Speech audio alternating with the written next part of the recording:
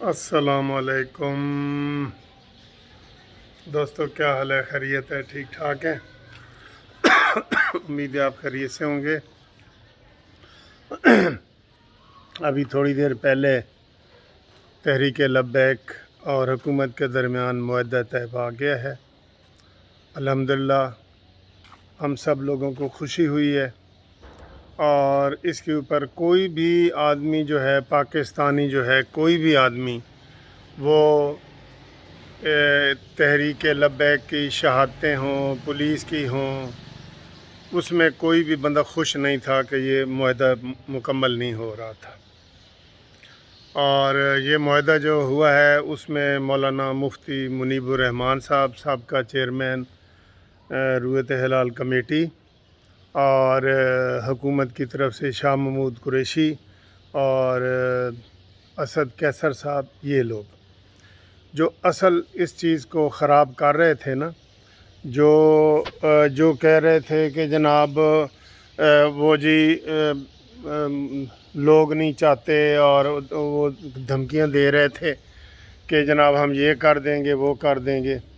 جب ان دو کو نکالا گیا، یہ فواد چودھری صاحب اور یہ جو شیخ رشید ہے، کیونکہ یہ دونوں غیر سنجیدہ لوگ تھے، ان کی غیر سنجیدگی کی وجہ سے یہ اتنا لمبا ہوا ہے مسئلہ۔ 15-16 دن تک لوگ جی ٹی روڈ پہ انتہائی پریشانی کے عالم میں رہے ہیں، انتہائی پریشانی کے عالم میں، نہ نیٹ ہے، نہ کھانا ہے، نہ پینا ہے، ہر چیز میں ان کو پرابلم ہی پرابلم تھا۔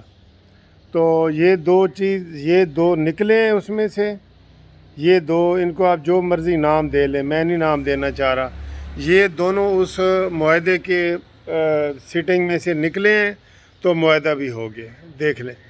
کیونکہ ان کا یہ تھا کہ شیخ رشید صبح دوپہر شام جو ہے نا وہ اپنا بیانیہ بدل رہا تھا۔ فواد چودھری وہ تو جناب وہ آسمان پہ کھڑا تھا کہ یہ کوئی مائی کا لال ایسے نہیں کر سکتا، اور یہ ہے وہ ہے۔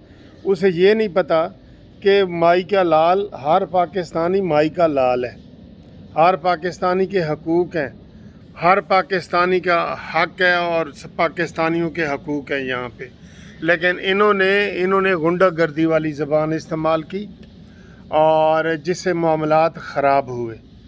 اور ہم نے پہلے بھی کہا تھا کہ یہ جو دونوں لوگ ہیں ان سے فوری طور پہ استعفیٰ لیا جائے۔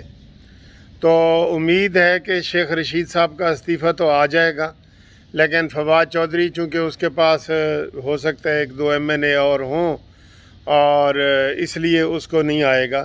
تو یہ ایسے لوگ عمران خان نے اپنے پاس رکھے ہوئے ہیں، ایسے لوگ۔ اب ایک ہی سٹنگ میں جناب یہ اسد کیسر اور شاہ محمود قریشی اور یہ لوگ آئے ہیں، اور معاہدہ طے پا گیا ہے۔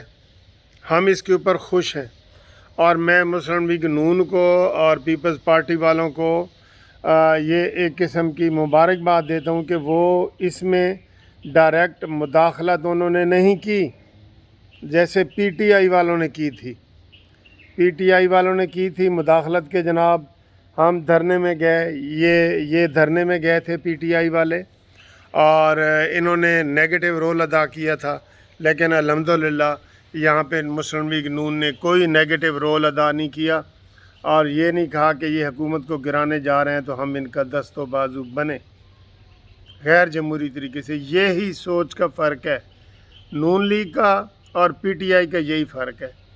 پی ٹی آئی کی جو سوچ ہے نا، وہ اگر میں سخت الفاظ استعمال کروں تو آپ برا نہ منانا، اس کی بازاری سوچ ہے، جبکہ جو نون لیگ کی سوچ ہے وہ تنظیمی سوچ ہے۔ ان کے اندر ایک ڈسپلن ہے کہ ہم نے ایک چیز کی جو ہے نا ترتیب کے ساتھ ہی چلنا ہے، جبکہ یہ تو میں کہتا ہوں اماں مرے اور ابا مرے، انہوں نے تو حلوہ کھانا ہی کھانا ہے۔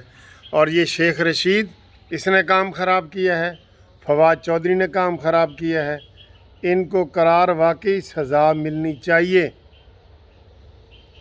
اور الحمدللہ یہ معاہدہ ہوا ہے، ہم سب لوگ جو ہے، اور یہ تانے مارتے رہے ہیں، بلکہ یہ تانے مارتے رہے ہیں کہ دیکھیں جی یہ کچھ لوگ بڑے خوش ہو رہے ہیں، یہ وہ۔ مجھے ایک بیان بتا دیں نون لیگ کا جنہوں نے نیگیٹو بیان دیا ہو، نہیں نہ دیا۔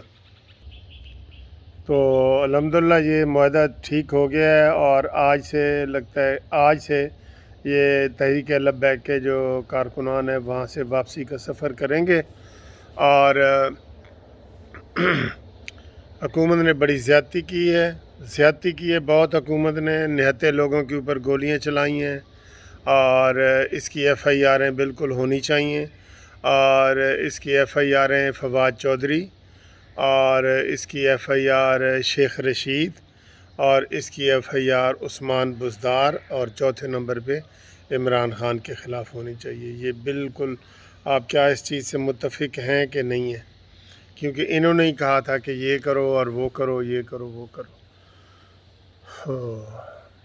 چلو ٹھیک ہے جی، یہ انشاءاللہ چھوٹی سی ویڈیو بنائی ہے، امید ہے